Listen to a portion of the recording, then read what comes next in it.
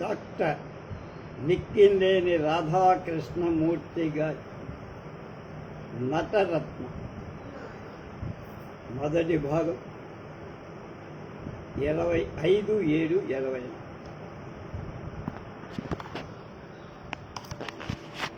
ఆ పుస్తకం బొమ్మ చూడండి. ఇందులో ఇది మొదటి భాగం అంటున్నారు, రెండో భాగం దొరికితే చేస్తాం.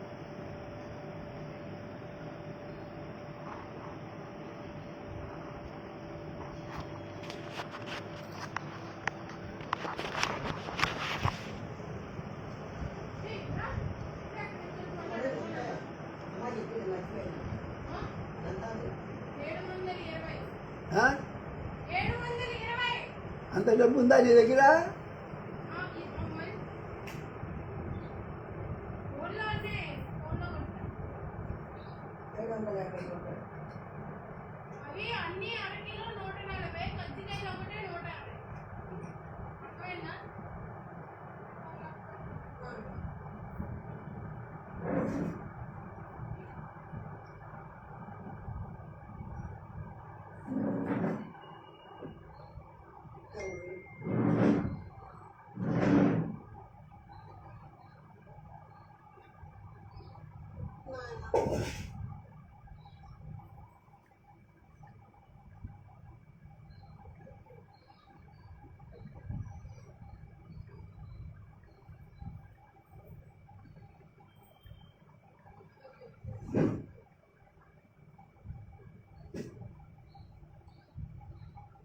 అయ్యో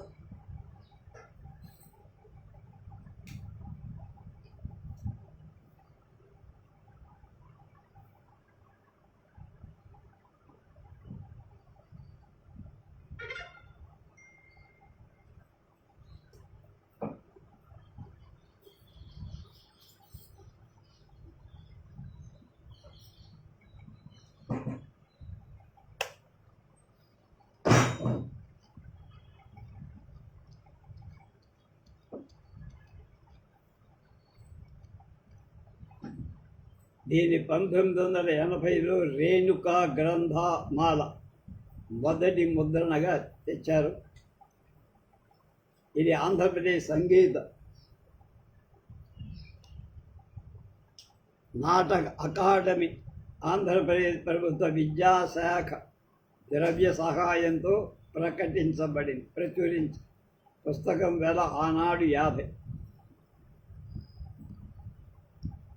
అపూర్వ కళాసేవ Padmashri Kalaprapoorna NT Ramarao. It is a great contribution. సోదరుడు మిక్కిలేని రాధాకృష్ణమూర్తి సినిమా రంగంలో ఉంటూ నాటక రంగం కోసం ఇంతకు పూర్వం ఎవరూ చేయనంత గొప్ప పరిశోధన చేసి దీనికి వారికి కళా ప్రపంచమే రుణపడిందేమో. ముందు వారి చరిత్ర లేకపోతే, ముందు వాళ్ళ చరిత్ర అంటే పూర్వీకుల చరిత్ర మనం లేకపోతే రాబోయే తరం వారికి మరేమీ ఉండదు. అదేదో ఉన్నంతగా చిరస్మరణీయంగా శాశ్వతంగా ఉండాలి. సోదరుడు చేసిన భగీర ప్రయత్నమే ఈ నటరత్నాల రచన. ఎందరెందరో మహానటులు తెలుగు నాటక రంగాన్ని పునీతం చేశారు, వారి వారి జీవితాలను అంకితం చేశారు. వారెవరో ఈ తరం వాళ్ళకి ఎవరికీ తెలియదు. అటువంటి మహత్తర కళాకారుల జీవితాలను, వాళ్ళ అనుభవాలను అకుంఠిత దీక్షతో కృషి చేసి వెలుగులోకి తెచ్చి వారి ప్రతిభా విశేషాలు అఖిలాంధ్రావనికి అందచేసిన సోదరుడు రాధాకృష్ణమూర్తిని హృదయపూర్వకంగా అభినందిస్తున్నా. అంకితం పద్మశ్రీ ప్రపూర్ణ డాక్టర్ ఎన్టీ రామారావు గారి.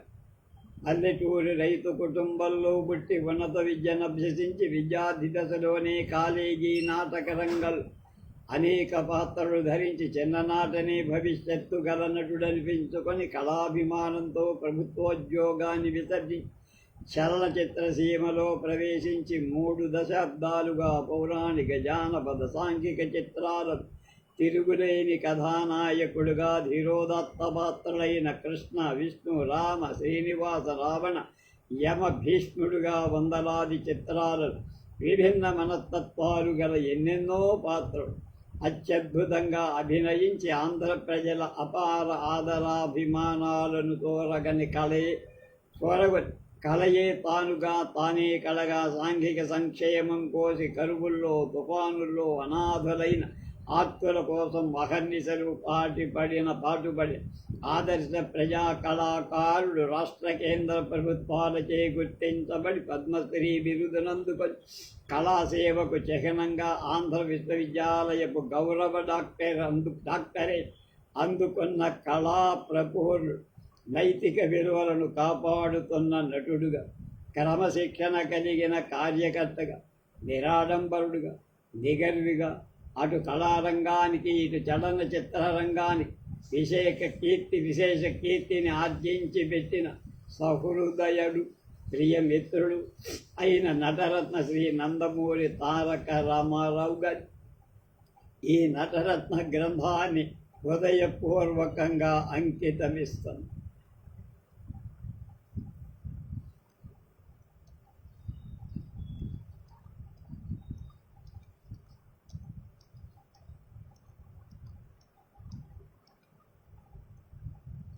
నిఖిలేని గారు, ఆయన భార్య సీతారత్నం గారు.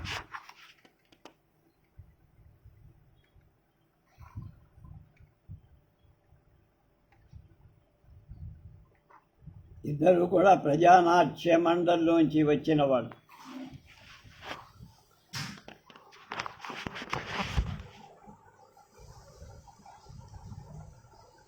ఆంధ్రప్రభకు కృతజ్ఞత. తెలుగుదేశమే మరిచిపోయిన ఎందరో మహానుభావుల చరిత్రను రాసి ప్రపంచానికి తెలియజేసే భాగ్యం ఆంధ్రప్రభ సచిత్ర మాసపత్రిక నాకు కలగజేసినందుకు నా కళా జీవితం ధన్యమైంది. ఈనాడు నటరత్నాలు ముద్రణలో మొదటి భాగంగా 600 పేజీలతో దాదాపు 260 మంది నటరత్నాల జీవితాలలో 400 ఛాయాచిత్రాలతో ముచ్చటగా వెలువడనున్న సమయంలో ఈ నా మహాప్రయత్నానికి దోహదం చేసిన సంపాదకుడు శ్రీ విద్వాన్ విశ్వం గారికి, బీసీ కామరాజు గారికి, ఎల్లోరా గారి, చిత్రకారుడు ముద్దా పార్వతీశం గారికి, ప్రభ యాజమానికి, వాజ్ఞానికి, సిబ్బందికి, నటరత్నాలను ఎంతో ఆప్యాయతంగా చదివి నాలో ఉత్సాహాన్ని రేకెత్తించిన ప్రభ పాఠక మహాశయులు నా హృదయపూర్వక కళాభినందనాలు అందజేస్తారు. నాటి నటరత్నాల శీర్షికను అపురూపంగా తీర్చిదిద్దిన ప్రభ చిత్రకారుడు కీర్తిశేషుడు ఆనందుకు నా జోహార్లు అర్పిస్తుంది. నేను నా నటరత్న, అసలు నేనెందుకు ఈ పని చెయ్యాలి? ఆంధ్ర నాటక రంగం ఒకప్పుడు మహోజ్వలంగా వెలిగి ఎందరో మహానటులు తారాపదాన్ని అందుకారు. వారి మహానాటక ప్రదర్శనలు, మహానటుల అత్యుత్తమ నటనను నేను చూశాను. ఆ మహానటుడు ప్రేక్షకుల నిరాజనాలు అందుకున్నారు. వారిని ప్రజలు కీర్తించారు. అటువంటి వారే లేకపోతే ఈనాడు మనం లేము అనుకున్నాం. మనం లేకపోతే మనం ముందు తరం. అందుకే ఈ కృషికి పూనుకొని నటరత్నాల సేకరణ ప్రారంభించి అందుకోసం ఆంధ్రదేశం 4 వైపులా కానీ కొన్ని చోట్ల పర్యటించి 1910 సాటి నుండి పురాతన గ్రంథాలయాల్లో ఉన్న పాత సంవత్సరాది సంచికలు, మాసపత్రికలు, దినపత్రికలు, బూజు పేజీలన్నీ తిరగేసి ఎన్ని పేజీలు ఓపికగా తిరగేసిన నటీనటుల జీవితాలే దొరకవు.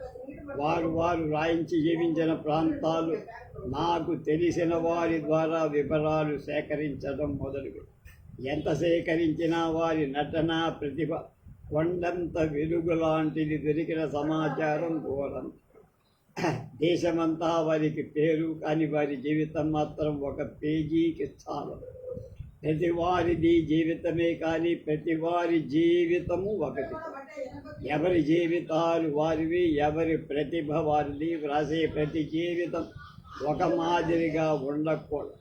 ఆ జీవితాన్ని ప్రతి పాఠకుడు చదవాలని, ఆ నటుడి ప్రతిభా విశేషాలు వెల్లడించాలని ఎలా ఆకర్షవంతంగా రాయాలి అని సమతమతయ్యే. జీవితం దొరికితే ఫోటో దొరికేది, ఫోటో దొరికితే జీవిత విషయాలు తెలిసేవి.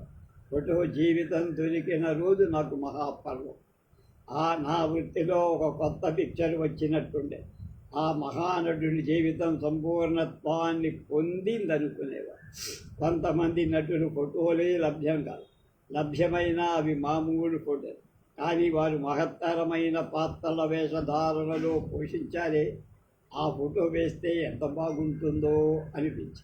కానీ అటువంటి ఫోటోలు నాటి భారతి, శారద, ఆంధ్రపత్రిక, సంవత్సరాది మొదలైన సంచికలు ఆ ప్రదర్శనలు చూసి ఆనందించి ప్రశంసలు కురిపించిన ఛాయాచిత్రాలు తీసి ప్రచురించి ఆ సంచికలు గ్రంథాలయాలు.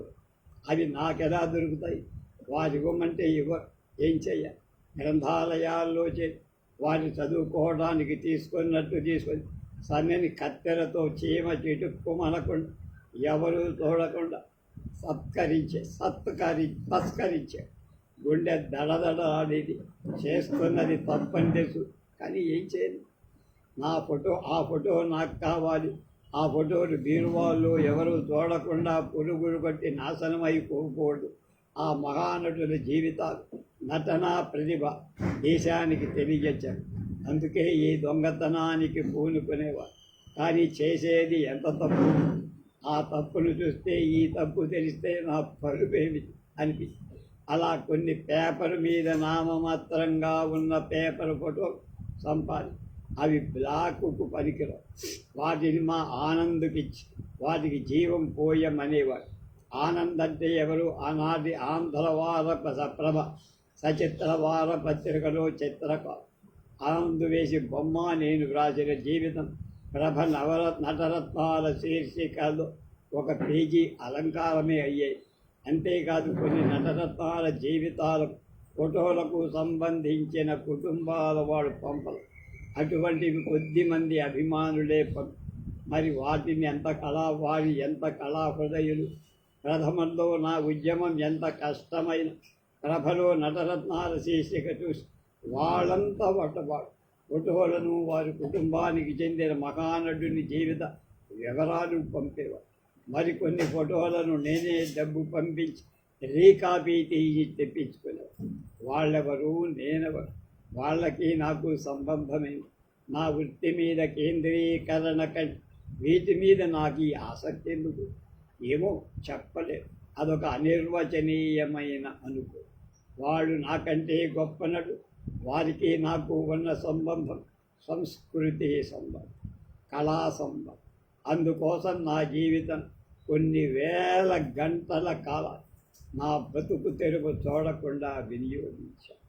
హేతువాదిగా నా తండ్రికి తద్దినం పెట్టలేనివాడు, దేశము కుటుంబము మరిచిపోయిన వాడు వెలుగులోకి తేవాలని పడే తాపత్రయం నాకెందుకుండాలి? ఏమో చెప్పలేదు.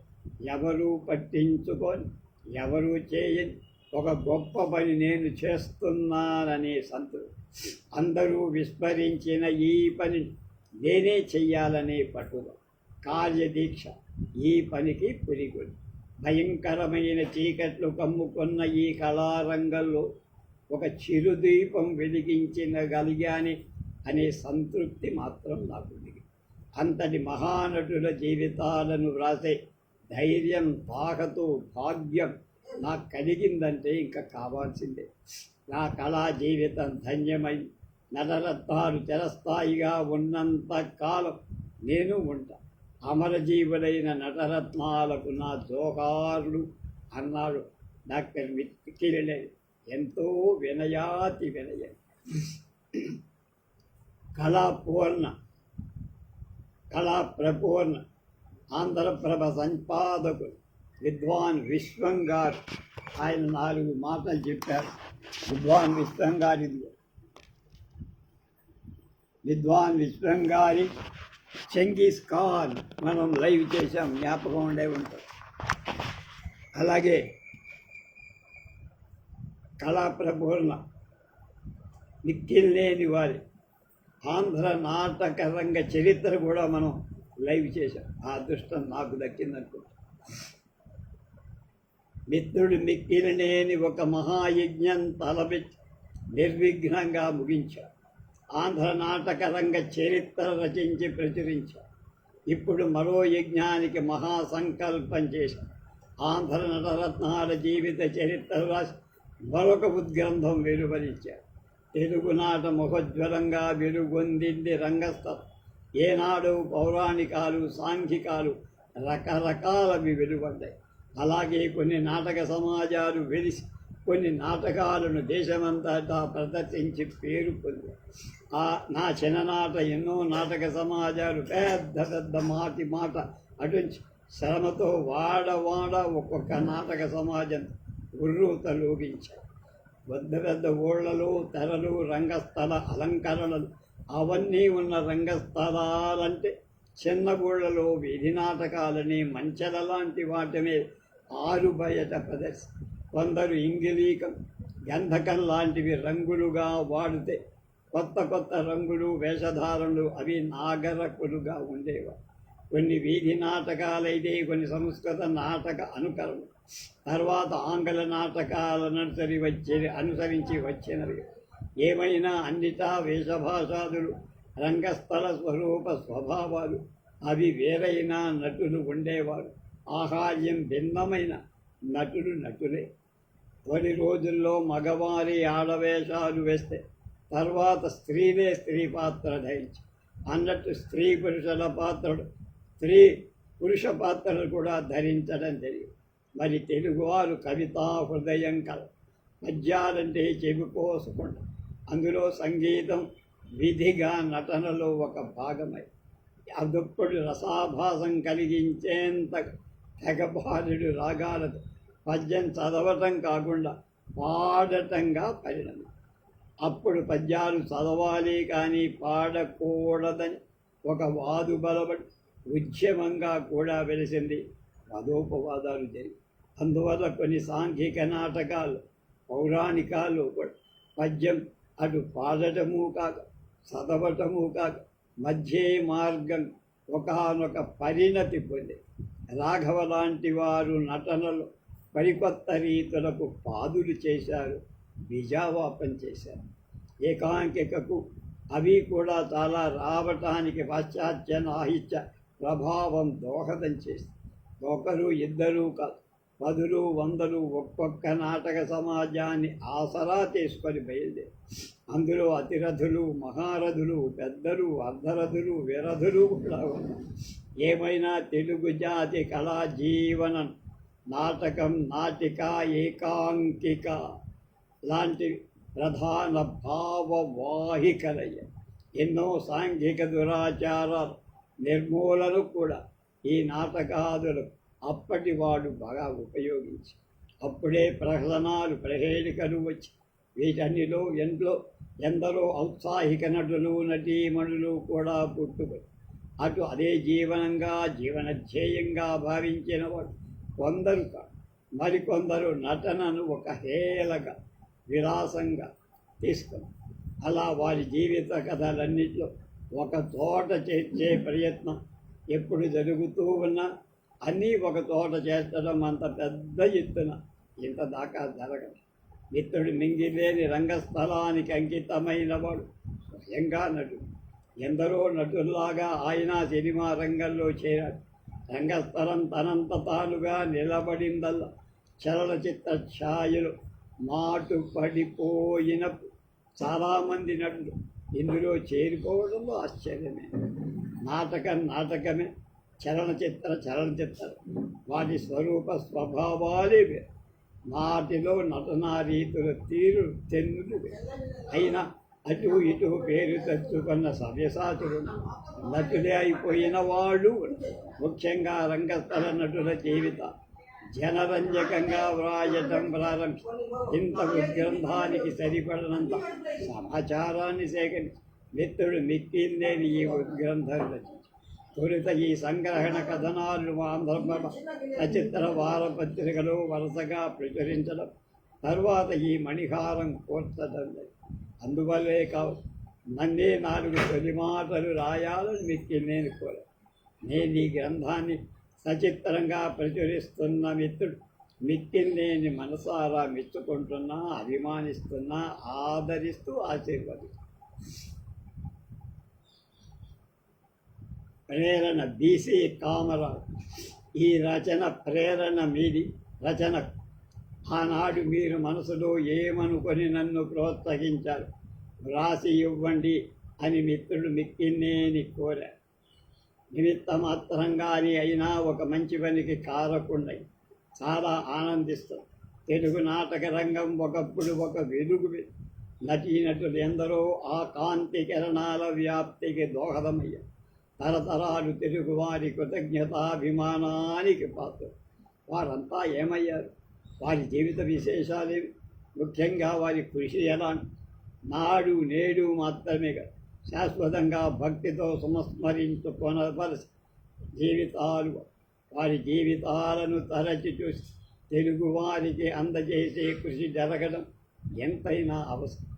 ఎందుకు జీవితమే అంకితం చేసుకోగలిగిన వ్యక్తికి అవసరం. మిక్కిన్నేని రాధాకృష్ణమూర్తి అలాంటివి. ఆయన ప్రతిభావంతుడైన క్యారెక్టర్ యాక్టర్, సహృదయుడు, నాకు సన్నిధి. ఈ మంచి పని ఆయన చెయ్యాలని అందుకు నడుము కట్టి సహజమైన దీక్షతో చాలా మిక్కిలిగా పరిశ్రమించారు మిక్కిన్నేని. ఆయన తరచి చూపిన మహానటుల మిక్కిన్నేని కూడా తరతరాల తెలుగువారి కృతజ్ఞత అభిమానాల పాత్రులు అవుతారు. నా ప్రగాఢ విశ్వ. బుద్ధవరపు చినకామరాజు. అభినందనలు మండలి వెంకటకృష్ణ. ఆంధ్రప్రదేశ్ ప్రభుత్వ విద్యాశాఖ మంత్రి. ప్రతివాడు ఎవరి జీవితాలను వాళ్ళు తీర్చిదిద్దుకుంటూ తన దేశానికి, ప్రజలకు కళా సంస్కృతి అంతో ఇంతో సేవ చేయాలి. అది ప్రతి పౌరుడి కథ. అలా మిక్కిందేని రాధాకృష్ణమూర్తిగా సినీ రంగంలో ఉంటూ పతనమైపోతున్న తెలుగు నాటక రంగ చరిత్రను, కాలగర్భంలో కలిసిపోతున్న మహానటుల రత్నాల జీవితాలను వెలుగులోకి తీసుకువచ్చి తెలుగుదేశానికి చెబుతూ మన కళారంగానికి సేవ చేస్తున్నందు రాధాకృష్ణమూర్తిని మనసారా అభినందిస్తున్నా. భవిష్యత్తు మరింత కళాసేవ చెయ్యగలరని ఆశిస్తూ పద్మశ్రీ వి నాగయ్య. ప్రియతమ సోదరుడు మిక్కిన్నేని గారు ఒక వ్యక్తి యొక్క గొప్పతనాన్ని మరొక వ్యక్తి హృదయపూర్వంగా చెప్పలేడు ఈ దేశం. అందులో ఒక నటుని గొప్పతనం రెండో నటుడు ఒక పట్టాన చస్తే ఒప్పుకో. కానీ దేశమే మరిచిపోయిన ఎందరో మహానటులు, నటరత్నాలుగా ఆంధ్రప్రభ వారపత్రికలో స్వార్థరహితంగా మీరు చేస్తున్న మహత్తర కళాసేవకు మీ హృదయ విశాలత నా దోహాలు. మిమ్మల్ని హృదయపూర్వకంగా అభినందిస్తాను. కెవి గోపాలస్వామి, ఆంధ్రప్రదేశ్ సంగీత నాటక అకాడమీ అధ్యక్షుడు. ఆంధ్రప్రభ చిత్రవార పత్రికలో వరుసగా ప్రచురించిన వ్యాసాలను ఒక పుస్తకంగా ప్రచురించాలి. మిక్కిన్నేని రాధాకృష్ణమూర్తి తలపెట్టినందుకు సంతోషం. నేను కొన్ని వ్యాసాలు చదివా.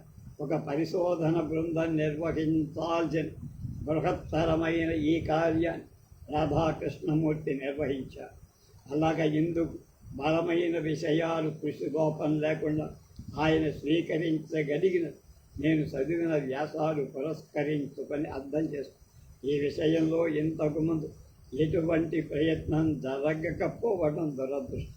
అందువల్ల రంగస్థల నటీనటుల జీవితాలకు సంబంధించిన అనేక విషయాలు మరుగున పడిపోయి ఆ రంగంలోని ఒక పెద్ద లోటు ఈ పుస్తక ప్రచురణ ద్వారా కొంతవరకు భర్తీ కాగలదని నేను భావిస్తాను. రాధాకృష్ణమూర్తి ప్రయత్నం జయప్రదం కావాలని అభిలషిస్తున్నా.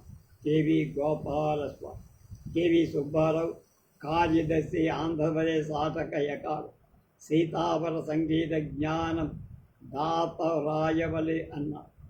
సీతావర సంగీత జ్ఞానము దాత వ్రాయవలే అన్నారు వాగ్గేయకారుడు.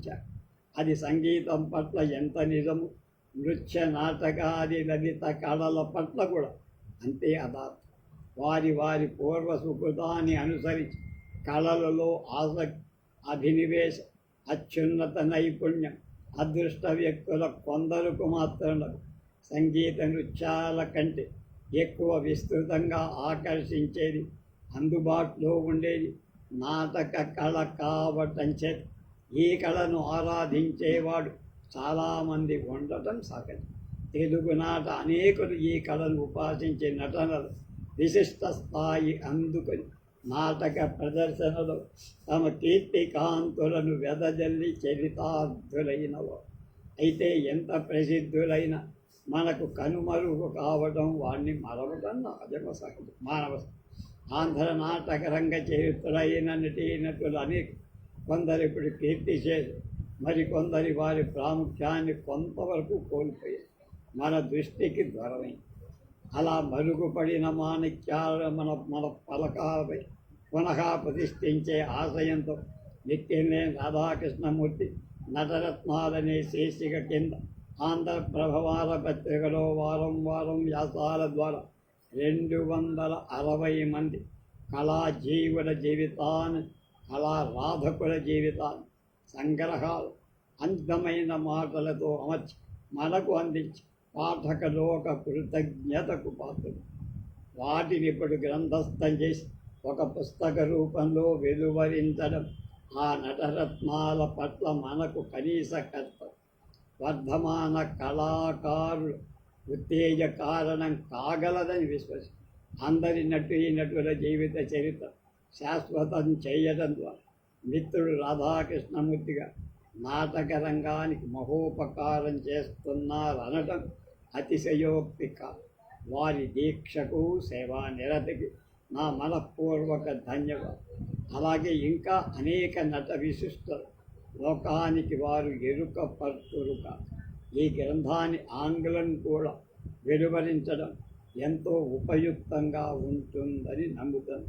కంభంబెట్ల వెంకట సుబ్బారావు, సల్లా రాధాకృష్ణమూర్తి తెలుగు నాటక రంగానికి ప్రస్తుత శుక్రదశ జరుగుతున్నట్టున్నారు. మన జ్యోతిష్ శాస్త్రజ్ఞులలో దృష్టిలో శుక్రదశ ఒక మహర్దశ. అటువంటి మహర్దశ తెలుగు నాటక రంగాన్ని సంక్రమింపచేసిన వారిలో నిఖిల్నేని వారు ప్రముఖులు. నాటక రంగాన్ని సుసంపన్నం చేయటానికి సాయశక్తులుగా కృషి చేస్తున్న నటరత్నాల జీవిత చరిత్రల సంకలనం ఈ బృహద్గ్రంథం స్థూల దృష్టికి కూడా స్ఫురించే. సూక్ష్మంగా కనుక పరిశీలిస్తే ఇది తెలుగు నాటక రంగ చరిత్ర కూడా. దేశమంటే మట్టి కాదు మనుషులే అన్నట్టుగా నాటక రంగం అంటే తెరలు దుస్తులే కావు. నాటక రంగ వికాసాన్ని తమ జీవితాలను దండు కట్టిన నటీనటులు. నిజానికి ఆ నటరత్నాల కృషి ఫలమే నాటక రంగం కాగా వారి నట జీవితాలను తెలుసుకోవటం ద్వారా ఆయా నటీనటులకు సంబంధించిన విశేషాలతో పాటు తెలుగు నాటక రంగ చరిత్రను కూడా తెలుసుకోవటే వీలుంటుంది. ఉదాహరణ ప్రతిభాగరీయసుడైన బళ్ళారి రాఘవ గురించి ప్రస్తావిస్తూ మయసభ ప్రవేశానికి నడువు వస్తున్న దుర్యోధను ఒక్కసారి అలా తూలిపోయి మళ్ళా తమాయించి నేలతొక్కుకొని ఒక్క క్షణం ఆలోచించి మళ్ళా ముందుకు సాగు. ఈ సంఘటన చూసిన నాటి ప్రేక్షకులు పెద్దవాడైన రాఘవ తూలిపోతున్నాడు అనుకున్నారు, కానీ మయసభ ముందు జరగబోయే పరాభవాన్ని అది దుశ్శకునంగా పరిగణించలేకపోయింది. ఈ కోవకు చెందిన విశేషాలు ఈ గ్రంథంలో సుబ్బన సూర అంటే చాలా మామూలు చరిత్ర గ్రంథం అయితే కట్టే కొట్టే తెచ్చే. ఇది జీవిత చరిత్రల సంకలనం కదా. ఇటువంటి విశేషాలు ఎన్నో దీంట్లో చేర్చి ఈ పుస్తకం ఇంతకు ముందు ప్రచురించిన ఆంధ్ర నాటక రంగ చరిత్ర నిఖిల్నే నిరంతర కృషి, నిశిత పరిశీలన, నికషోపలం ఈ గ్రంథద్వయాన్ని అలవోకగా పరిశీలిస్తే తెలుగు నాటక రంగ వికాస అనాయాసంగా అవగాహన చేస్తుంది. ఈ పుస్తకం ఇంకో విశేషం కూడా తెచ్చుకొని ఎంతసేపు చూసినా ఇంకా చూడాలనిపించే ఛాయాచిత్రాల వల్ల పుస్తక ఎక్కడ లేని శోభ. దానికి తోడు ముద్దులు మూట కట్టేసే చక్కని ముద్రలు మరి పుస్తకం సర్వాంగ సుందరం కాకలేమో. ఈ ఉద్గ్రంథం రచన ద్వారా ఆధునిక ఆంధ్ర సాహిత్యానికి విశేషమైన సేవ చేసిన మిత్రుడు మిక్కిలేని రాధాకృష్ణమూర్తిగా హృదయస్ఫూర్తిగా కొనియాడు. ఈ పుస్తకం తెలుగు వాళ్ళకి తెలిసి వాళ్ళందరినీ అలరించగలరని, తెలుగువారు రచయితను గుర్తించగలరని నా నమ్మకం. ప్రపంచ నాటక రంగ ఆశాధ్యుత్ ఆచార్య స్టానిస్లవిస్కీ సందేశం. నిజమైన నటుడికి నాటకాలయమే జీవిత సర్వం. రంగస్థలం ద్వారానే తాను చేయగలిగినటువంటి సేవ చేస్తాడు. నటుడు తనలోని కళాతృష్ణ సంతటిని తాను ధరించే పాత్రల నిర్వహణకు అర్పిస్తాడు. రంగస్థలమే తన దేశం, తనకు ఆవేశం, నిత్య నూతన విశ్వాసాన్ని ప్రసాదించే పుణ్య ప్రదేశం రంగస్థలం. స్టానిస్లవిస్కీ తెలుగు నాటక రంగ శతజయంతి జోహార్. 1800లో ప్రారంభమైన తెలుగు నాటక రంగాన్ని 1880లో ప్రారంభమైన తెలుగు నాటక రంగాన్ని 1980లో 100 ఏళ్ళైపోయాయి. అంతేకాదు నాట్యకళా ప్రపూర్ణ తాటిపత్తి రాఘవాచార్యుల గారు 1880 ఆగస్టు 2వ తేదీతో శతమానం అయింది. తెలుగు నాటక రంగ శత జయంతి ఉత్సవాలు జరగబోయే ఈ ఏడాదిలో 100 సంవత్సరాల నాటక కళా పోషకుల నిస్వార్థంగా పాటుపడిన కళాకారులు, సమాజ స్థాపకులు, నిర్వాహకులు, నాటక రచయితలు, దర్శకులు, విమర్శకులు, సంగీత దర్శకులు, వాద్యకారులు, పెయింటర్లు, అలంకారికులు, వేలాది మంది నటీనట రత్నాలు, కళా పరిషత్తుల స్థాపకులు, కార్యకర్తలు, ఆదరించిన అశేష ఆంధ్ర ప్రజానికి నా హృదయపూర్వక కళాభివందనాలతో జోహార్. అశ్రు దర్పం నన్ను బంగారు బాటల్లో నడిపించాలని, అందరమెక్కించి తనివి తీరా చూసి ఆనందించుకోవాలని, చదువుకోమని పదే చెప్పిన నాన్న మాట పెడచెవినివి నాటకాల్లో వేషాలు కట్టి అందులోనే పెరిగి పెద్దనైన నన్ను నా కృషి, నా ఉన్నతిని నాన్నకు చూపించాలని తీపి కలలు కన్న నా కోరిక తీరకుండానే చిన్ననాడే వెళ్ళిపోయిన నా బంగారు తండ్రికి అశ్రుతర్పణం కంటే ఏమి ఇవ్వగలను? ఈ సందర్భంగా మాతృమూర్తి నా తల్లి సౌభాగ్యము భక్తి పరస్పరంగా అంజలి ఘటిస్తున్నా. వాళ్ళ అమ్మగారు మిక్కినేని గారి అమ్మగారు.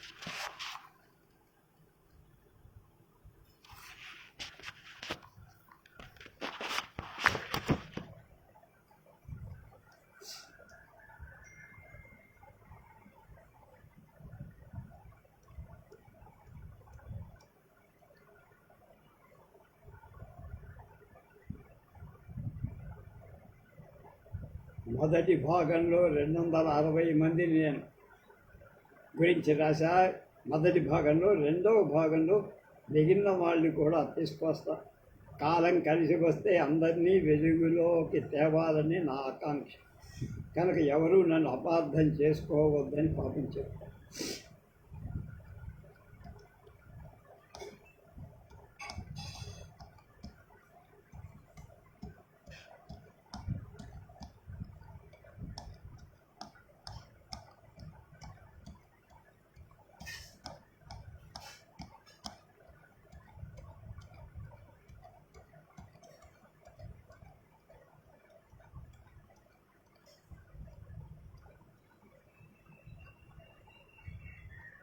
ఐదు 563 పేజీల ఉద్గ్రంథమే. నటరత్నాలు. మొదటి నటరత్నం బళ్ళారి రాఘవ్. నాటక ప్రదర్శనలో సంగీతం కంటే, ఉచ్చారణ కంటే పాత్రోచితమైన భావాన్ని ఎవరైనా ప్రధానంగా పోషించగలుగుతారో వాళ్ళంతా నటులేనని, తక్కిన వారంతా వట్టి వేషగాడుదారుడుగానే మాత్రమే ఉంటారని జారిపోతూ ఉంటారని, నటనలో అభినయంలో ఉన్నతంగా తాను ధరించిన పాత్రలన్నిటిలో అక్షరాలా నిరూపించుకున్నవారు తాడిపత్రి రాఘవాచార్య లేక బళ్ళారి రాఘవ. పౌరాణిక నాటకాలలో వచ్చే పాత్రలు నిజస్వరూపాన్ని మరుగుపరిచి వాటి మనస్తత్వాన్ని మార్చే కేవలం రంగస్థలంలో హంగు వేసే పాత్రలుగా ప్రచారంలోకి వచ్చిన ఆ పాత్రల నిజమైన అర్థాన్ని ప్రతిబింబింపచేయటానికి పూనుకున్నవారు రాదు. అలా ఆయా పౌరాణిక పాత్రలన్నిటినూ మార్చేశారు.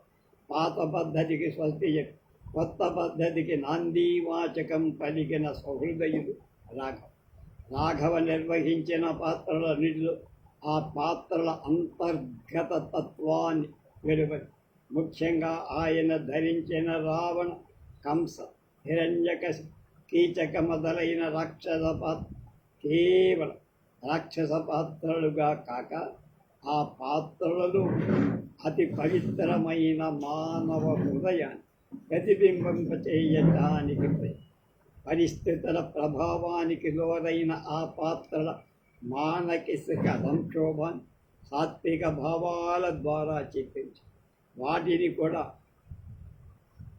ఉదాత్తమైన పాత్రలుగా నిర్వహించి నాటక రంగంలోనే ఒక నూతన అభినయ నూతన మనస్తత్వాన్ని ప్రవేశించారు. పౌరాణిక నాటకాల్లో ఆయన ధరించిన పాత్రలన్నిటికీ ఈ విధానాన్ని అలా అనుసరించిన పాత్రలలో దుర్యోధనుడి పాత్ర అద్వితీయం. ఆంధ్ర నాటక రంగంలో ఆనాడు ఎడవల్లి, మాధవపెద్ది వంటి ఉద్దండ నటులు దుర్యోధన పాత్ర వేసి పేరు తెచ్చుకున్న రోజుల్లో రాఘవ ఆ పాత్ర తత్వాన్ని మార్చేసి పాత్ర ఔచిత్యం ఒక కొత్త విప్లవాన్ని తెచ్చి నాటి నాటక రంగంలో వీరు ప్రదర్శించి దుర్యోధన పాత్ర అతి పేలవంగా ఉంటుంది. స్థాయి లేని పాత్ర, సామాన్య మానవ పాత్ర, వాగాడంబరుడు, నిలకడలేని నాయకుడు, కేవలం శకుని తోకగా ఓర్పు సహనాన్ని అవతలవి అరుపులతో కేకలతో ఆటకాయితనంగా ప్రదర్శించారు. కానీ మహాభారతంలో దుర్యోధనుడి పాత్ర అద్వితీయంగా రూపొందబడి దుర్యోధని రాజకీయ దురంధరత, పాండవులను ఏ రూపంలో వంచన చెయ్యాలి, నాయకత్వాన్ని ఎలా చేపట్టాలి, భీష్మద్రోణ కర్ణ కృపాచార్య మొదలైన మహామహుల్ని ఎలా ఆకట్టుకోవాలి, అలాగే సోదరులందరినీ ఎలా తన చెప్పు చేతలు ఉంచుకోవాలనే తపన దుర్యోధని పాత్రలో చిత్రించబడి ఆ పాత్ర అక్షరాల తీర్చిదిద్దిన మహాశిల్పిగా కోలాచలం శ్రీనివాసరావు గారు రచించిన ద్రౌపదీ వస్త్రాపహరణంలో రాఘవ ధరించిన దుర్యోధన పాత్ర అంత విశిష్టం. అర్జునుడి పాత్ర కంటే ఉదాత్తం, సంకల్ప సిద్ధుడుగా, దక్షత గల మహానాయకుడిగా, కృష్ణుడితో ఎటువంటి రాజకీయ వివాదమున్న మరొక పక్క కృష్ణుని పరమ భాగవతోత్తముడిగా దుర్యోధన పాత్రకు రూపకల్పన చేసి దుర్యోధన పాత్రలో రాఘవ తీసుకొచ్చిన ఈ మార్పు నాటక రంగాన్ని కదిలించే తర్జన భర్జనలు చేసి గాలి దుమారాలు లేవది రాఘవది అసలు రంగస్థల నటనే కాదు బొమ్మ. కానీ రాఘవ తన కాళ్ళ మీద తాను నిలబడి తాను నమ్మిన సత్యం కోసం పోరాడి దుర్యోధన పాత్రలోని ఈర్ష్యాద్వేషాలని చిత్రించారు. కానీ అతనిలోని సహజమైన మానవత్వాన్ని పూడ్చిపెట్టారని, ఆ పాత్రలో రెండు వైవిధ్యాలను ప్రదర్శించాలని, ఆ మానసిక సంక్షోభాన్ని చిత్రించాలని సమాధానం చెప్పారు. ప్రథమంలో ఎంతో వ్యతిరేకత ఎదుర్కొన్న కాలక్రమేణా రాఘవ అభిప్రాయాలతో అందరూ ఒప్పుకున్నారు. ఆనాడు దుర్యోధన పాత్రధారు సంభాషణం వల్లించడం తప్ప ఆ పాత్ర లోతుపాతులను పరిశీలించిన వాడు ఒకరి నటను చూసి మరొకరు అనుకరిస్తూ, కానీ రాఘవ మహాభారతాన్నంత కూలంకషంగా చదివి అర్థం చేసుకో. భారతంలోని ఉజ్వల ఘట్టాలు దుర్యోధనుడి సజీవమైన పాత్రగా, ఆ పాత్రలోని అనంతరంగా దర్శించి దాన్ని అత్యున్నత పాత్రగా తీర్చిదిద్దాలని నిర్ణయించు. అలానే ఆ పాత్ర ధరించారు, అవుననిపించు. తెలుగు చలనచిత్ర పరిశ్రమలో ప్రారంభం రోజుల్లో ద్రౌపది మాన సంరక్షణార్థం ద్రౌపది వస్త్రాపహరణం రెండు పోటీ పడి నిర్మించారు. మాల సంరక్షణలో రాఘవ, వస్త్రాపహరణంలో ఎడవల్లి సూర్యనారాయణ సినిమాల్లో దుర్యోధన పాత్ర ధరించి ఇద్దరి పాత్రలలో ఉన్న వ్యత్యాసం ఆనాడు రెండు చిత్రాలు చూసిన వాళ్ళు తెలిసిన విషయం. ఇద్దరి విధానాలకు ఎక్కడ పొంతల.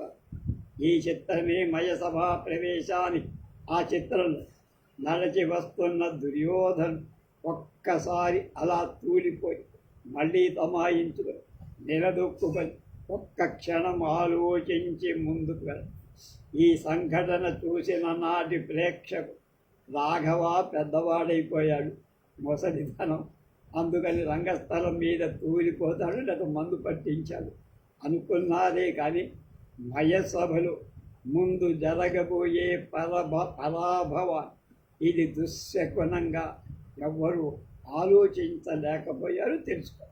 అలా ప్రతి చిన్న విషయంలో అతి సున్నితంగా ఆ పాత్ర అడుగడుగున తీర్చిదిద్దినవాడు బళ్ళారి రాఘవ. ప్రతి నటుడుగా తాను ధరించే పాత్ర ఏదో అదే తానుగా ఆ కొంచెం సేపు అలా అయిపోవాలి. ఎవరి పద్ధతి అయినా ఈ పద్ధతికి భిన్నంగా తలంచరు అని ఊహించవచ్చని ప్రఖ్యాత నాట్యశాస్త్రంలో నిపుణుడైన స్టావిన్స్లవిస్కీ చెప్పారు. రెండవ మనవాడు స్థానం నరసింహారావు. స్థానం వారి సత్యభామ పాత్రాభినయాన్ని 30 ఏళ్ల కిందట చూశా. వారి సత్యభామ పాత్ర అద్వితీయం. వారి పాత్ర పోషణ నటనా కౌశలం వర్ణనాతి. విజయంలో మాకు ఏజీ కాలేజీలో ఒక పాలిటెక్నిక్ ఉంటే ఆ పాలిటెక్నిక్ వాడు ప్రతి సంవత్సరం ఒక కార్యక్రమ యానివర్సరీ జరిపేవాడు.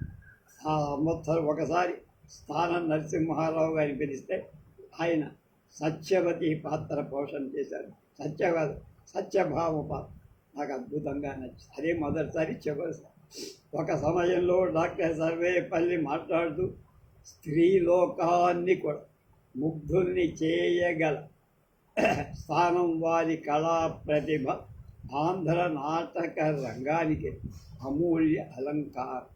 పద్మశ్రీ స్థానం నరసింహారావు కళా జీవితం ఆంధ్ర నాటక రంగంలో ఒక వినూత్న వికాసాన్ని, నూతన శకాన్ని సృష్టి. అత్యద్భుత నటనా వైదుష్యం, కళామ తల్లికి నీరాజనాలు అందించిన కళామూర్తి తదేక దీక్షతో జీవిత సర్వస్వాన్ని నాటక కళకి అంకితం చేసిన త్యాగమూర్తి. నటనా సంస్కృతికే గీతురాయి ఆయన జీవితం.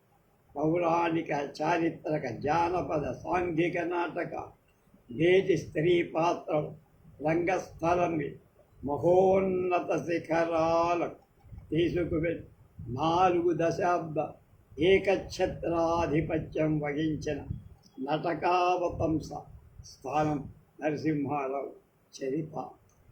ఆయన నాటకాల్లో ప్రవేశించి 1920 సంవత్సరాల నుండి దాదాపు 42 సంవత్సరాలు ఆంధ్ర నాటక రంగం అనేక ప్రసిద్ధ నాటక సమాజాల సుప్రసిద్ధ నటులందరి వివిధ స్త్రీ పాత్రలు ధరి జగజ్జేగీయమాన ఆంధ్ర ప్రజా హృదయాలు సోరగొని దాదాపు 3000 సార్లు రంగస్థలం మీద స్త్రీ పాత్రలు ధరించారంటే ఆయన స్త్రీ పాత్ర ఆంధ్ర ప్రేక్షకులకు ప్రేమ ఆదరాభిమానాలు ఎంత గొప్పవో తెలుసు. 42 సంవత్సరాల కళా జీవితమై విశిష్టమైన కళా నైపుణ్యం, ఉత్తమ శ్రేణికి చెందిన నటనా విధానం, ఆయన స్త్రీ పాత్ర ధారణతో ఆంధ్ర ప్రజలు ఉరూతలూగించటమే కాదు, స్త్రీ పాత్ర నిర్వహణలో అఖిల భారత యశస్సు పొందారు.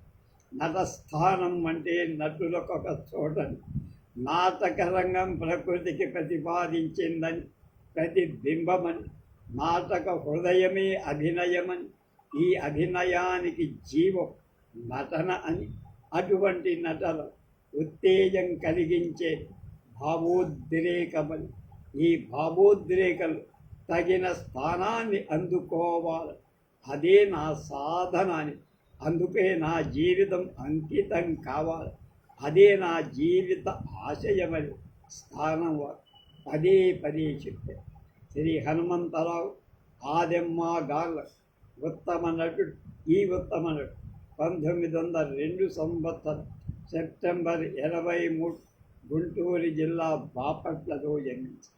1920లో తలవని తలంపుగా బాపట్లలో ప్రదర్శించి హరిశ్చంద్ర నాటకంలో చంద్రమతి పాత్రధారి రాకపోవటం, ఆ కొరత తీర్చడానికి తానే చంద్రమతి వేయటంలో ఆయన నట జీవితం ప్రారంభం. ఆ తరువాత తెనాలి శ్రీరామ విలాస సభలో ప్రవేశం అపారమైన అనుభవం పొందారు.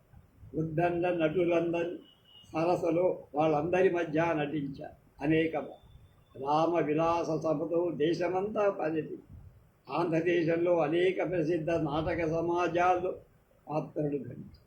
స్థానం వారికి అఖండ కీర్తి సంపాదించిన పాత్రలు సత్యభామ, శకుంత, చిత్రాన్ని, మల్లమామ, దేవదేవి, చింతామణి, మోహిని, యశోద, ముర, మధురవాణి, రోషనార, అనసూయ, లీలావతి, మీరాబాయి, సంయుక్త, చంద్రమతి, దమయంతీమతి.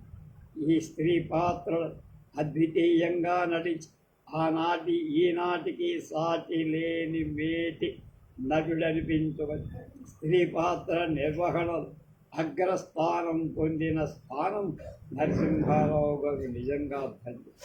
శృంగార రసానికి ప్రతిబింబమైన సత్యపాత్రం, ప్రణయానికి చిత్రాంగిగా, వీరరసాన్ని చిత్రించడంలో రోషనారగా, బలపుల చింతామణి, ప్రణయదేవతగా, భక్తురాలిగా దేవదేవి, చారిత్రక పాత్ర మూలగ, మధురాతి మధురమైన పాత్ర మధురవాణిగా అసమాన నటన ప్రదర్శన.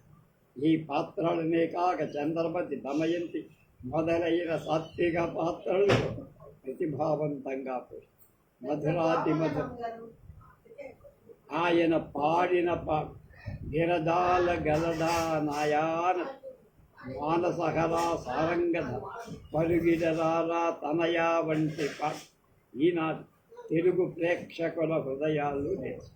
అర్జున పాత్ర రాధాకృష్ణ చలనచిత్రంలో నారద పాత్రను కూడా పోషించి వేషధారణలు, వస్త్రాలంకరణ స్థానం వారిది ఒక ప్రత్యేక.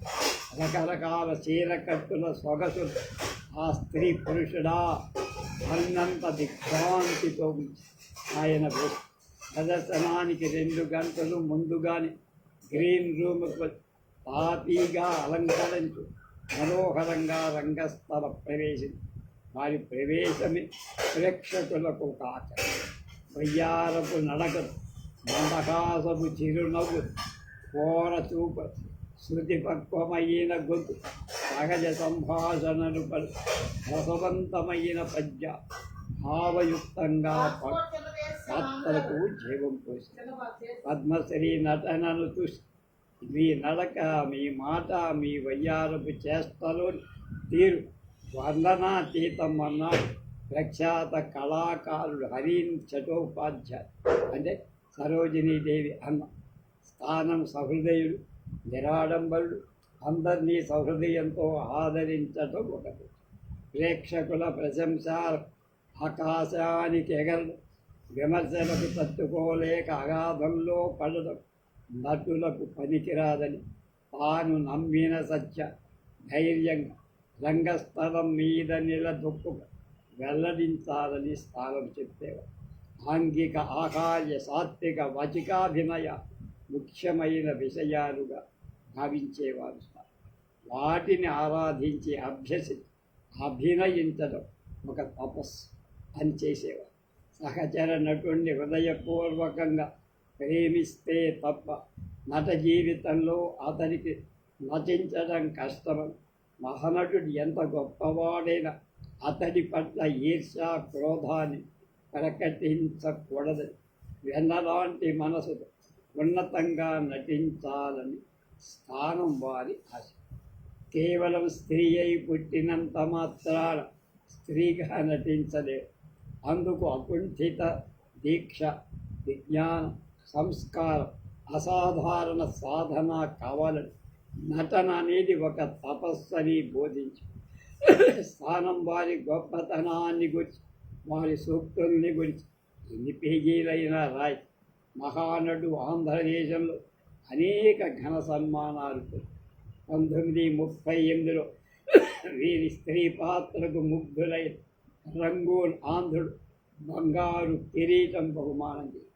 1936 పశ్చిమ గోదావరి జిల్లా నరసాపురం పౌరు నటకావతంసాన్ని బిరుదిచ్చి ఘనంగా 41లో మద్రాసు గవర్నర్గా ఉన్న ఆర్థర్ హోప్ ద్వారా రజిత పాత్రను అందుకుంది. 56లో రాష్ట్రపతి రాజేంద్ర ప్రసాద్ వీరికి పద్మశ్రీ బిరుదు ప్రసాదించి ఈ బిరుదు పొందిన తొలి ఆంధ్రుడే కాక తొలి కళాకారుడు కూడా స్థానం నచ్చింది. ఆయన పురుషుడై పురుష పాత్ర నైపుణ్యాన్ని పద్మశ్రీ పొందల. పురుషుడై ఉండి కూడా స్త్రీ పాత్రలలో అసాధారణమైన ప్రజ్ఞా ప్రాభవ ప్రదర్శించి పద్మశ్రీ పొందగలిగి నిజంగా ఆంధ్ర నాటక రంగానికి గర్వక. ఆంధ్రప్రదేశ్ సంగీత నాటక అకాడమీ నాటక కళా ప్రపూర్ణ బిరుదిచ్చి గౌరవం 1956 ఆంధ్రప్రదేశ్ ప్రభుత్వం ఘనంగా సన్మానించి 61లో ఢిల్లీ విజ్ఞాన భవన్లో జాతీయ బహుమతిగా బంగారు కమలం పొందారు. 62 స్థానం షష్ఠి పూర్తి సందర్భంగా హైదరాబాదులో ఘన సత్కారం. 57 హైదరాబాద్ ఆకాశవాణి నాటక ప్రయోగకర్తగా ఉండి ఎంతోమంది నటీనటులకు గురువయ్యారు. దాదాపు 70 ఏళ్ల వయస్సులో ఆయన నటన అనుభవాలన్నిటినీ చేర్చి నటస్థానం అనే ఉద్గ్రంథాన్ని రాసి తెలుగు నాటక రంగానికి పద్మశ్రీగా పూజింపబడి రంగస్థల ప్రపంచం అపూర్వ కీర్తి అందుకున్నవారు స్థానం నరసింహారావు. ఉప్పులూరు సంజీవరావు గారు.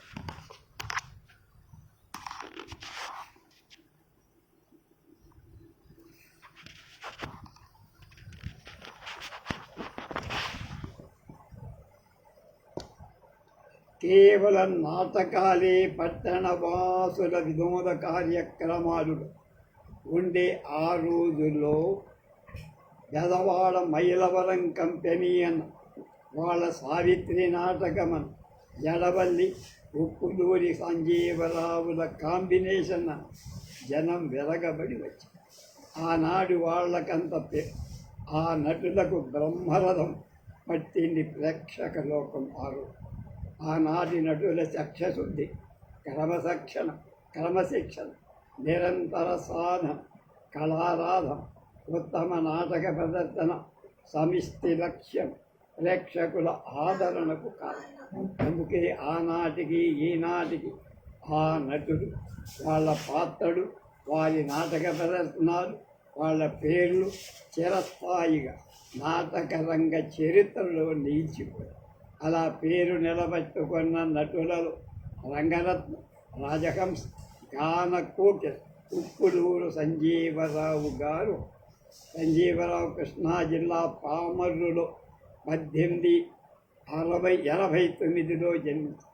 చిన్నతనం నుండి సంగీత సాహిత్యాలు అభిరుచి 13వ ఏట కృష్ణా జిల్లా బందర్లో బుట్టయ్యపేట కంపెనీలో బాలపాత్రలు వేసి 16 ఏళ్ల వయస్సులో స్త్రీ పాత్ర ధరించి తర్వాత మానికొండ వెంకట్రామయ్య దామించిన పామర్రు కంపెనీలో మోహిని రుక్మాంగదలో మోహిని చిత్రనళీయంలో దమయంతి నరకాసురలో సత్యభామ బుబ్బిలిలో మల్లమాంబ మొదలైన ప్రధాన నాయికా పాత్ర అత్యంత మనోహరంగా అభినయి ప్రేక్షక హృదయాల్లో నిలిచి ఆనాడు విజయవాడ ప్రదర్శనలు స్త్రీ పాత్రను చూసి సమ్మోహితులైన రాజమండ్రి వాస్తవ్యం సత్యవోలు గుణేశ్వరరావు సంజీవరావు గారిని వారి కంపెనీకి ఆహ్వాని హీరోయిన్ పాత్రలిచ్చి ప్రోత్సహించారు.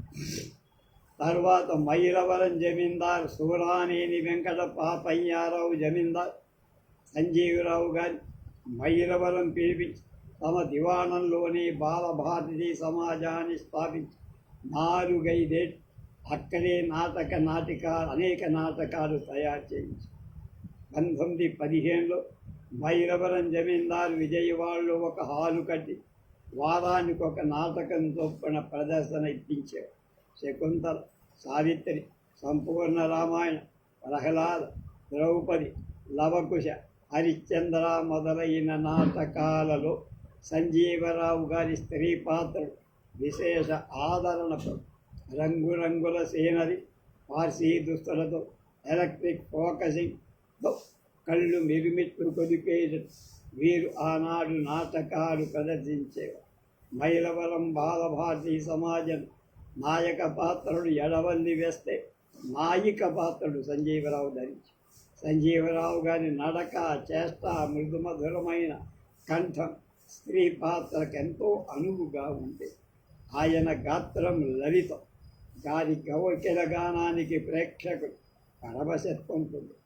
ఆయన స్త్రీ పాత్ర అభినయానికి సమ్మోహితులయ్యేవారు. ప్రారంభంలో శృంగార పాత్రలకి పరిమితమైన గుప్పులు శకుంతల, సావిత్రి, దమయంతి, చంద్రమతి మొదలైన ఉదాత్త సాత్విక పాత్రలు కూడా ఉద్యమంగా నటించి శృంగార కరుణ రసాలను ఒప్పించడం నిరుపమానమైన ప్రతిభావంతులు సంజయ్. ఆతివ్రత్య పాత్రలు ఎంత సమర్థనీయంగా అభినయించేవారు. చిత్రాంగి, మోహిని మొదలైన వగలాడి పాత్రలు కూడా అంత ఉత్తమ స్థాయి అభినయించేవి. సంజీవరావు గారు స్త్రీ పాత్రలు రమణీయంగా తీర్చిదిద్దేవారు. స్త్రీ పాత్రకు కావాల్సిన అణకు బుద్ధికలు చక్కగా అభినయించేవి.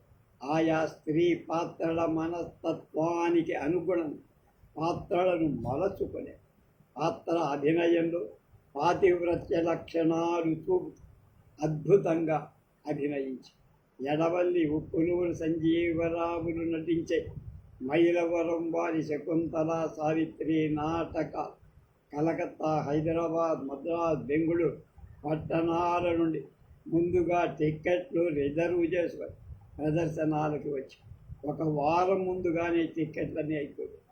అనారోగ్య కారణంగా సంజీవరావు గారు పాత్రధారణ చెయ్యలేని పరిస్థితులు ఇంచుమించు అంతటి సమర్థుడి చేత చేయించాలన్న ప్రేక్షకులు నిరుత్సాహపడి ఆయన పాత్ర ధరిస్తేనే చూస్తామని, లేకపోతే టిక్కెట్ల డబ్బు తిరుగు ఇవ్వమని అడిగేవారు.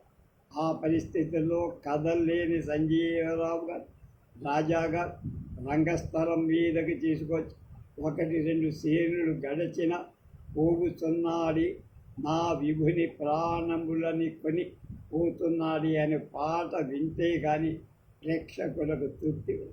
స్త్రీ పాత్రలు స్త్రీలే ధరించాలని ఆశయం గల బళ్ళారి రాఘవాచార్యుగా గత్యంతరం లేక ఒకసారి చిత్రనళీయంలో సంజీవరావు గారి చేత దమయంతి పాత్ర ధరింపజేసి నాటక సగభాగం జరిగాక సంజీవరావు గారు సహన రాగంలో పద్యం పాడి పూర్తి కాక మునిపే నరుడి పాత్ర ధరించిన రాఘవరావు తన పాత్రను మర్చిపోయి రంగస్థలం మీద శోకతప్తుడై స్తంభీభూతుడై నాటకమయ్యా సంజీవరావుని దగ్గరకు స్త్రీ పాత్రకు స్త్రీలే అర్హులని నా అభిప్రాయం మార్చుకుంటున్నానండి.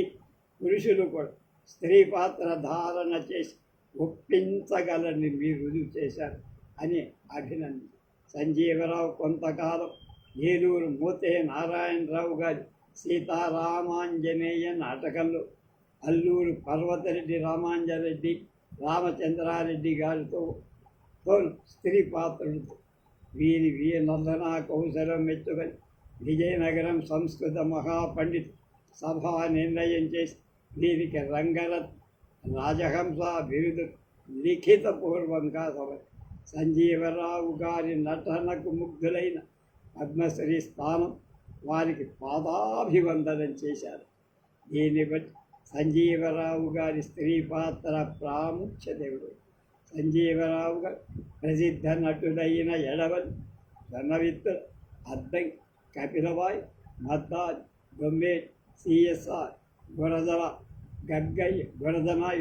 గగ్గయ్య, రఘురామయ్య, గోవిందరాజుడు, బళ్ళారి రాఘవ మొదలైన మహానటుల సరసన నటించారు.